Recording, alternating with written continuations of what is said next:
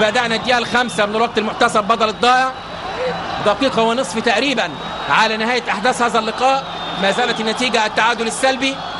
محاولة لنادي الزمالك، محمد إبراهيم يمر بالمهارة العالية، يا ولد يا لعيب محمد الله ده هدف، الله ده هدف، لسه في حلاوة كده، لسه في جمال كده. ايه يا عم محمد ده؟ ايه اللي انت عملته ده؟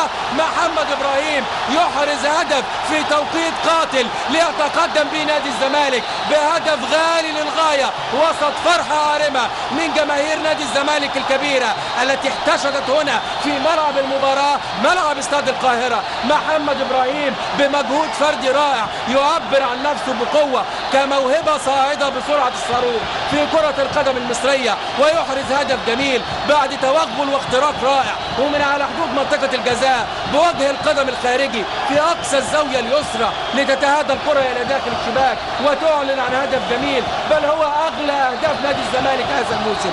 كرة لا يستطيع أن يتعامل معها أمير عبد الحميد، عمل كل شيء أمير مع كل المحاولات الماضية، ولكن محمد إبراهيم يعلنها صريحة للصبر حدود يا أمير، ويأتي في الوقت القاتل في الدقيقة الخامسة من الوقت بدل الضائع ويحرز هدف غالي للغاية ليتقدم نادي الزمالك بهدف لا شيء حتى الآن. إنه أغلى الأهداف عزيزي المشاهد. محاولة للنادي المصري في الثواني الأخيرة من عمر اللقاء، قد يتقدم أسامة عزب إلى أحمد شديد إناوي، العرضية تصطدم بالدفاع إلى رمي التماس. ادي حكم اللقاء يذهب الى شيكابالا ويعطي كارت اصفر لشيكابالا، ممكن يكون عطل اللعبه او حاجه.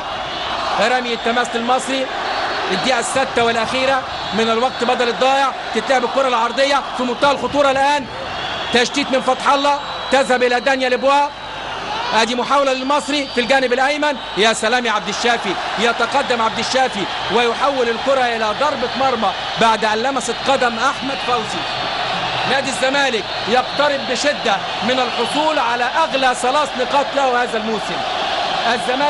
الزمالك في حالة فوزه سيرفع رصيده إلى 24 نقطة وينفرد بالصدارة بفارق 6 نقاط على النادي الأهلي، ولكن يبقى للنادي الأهلي مباراتان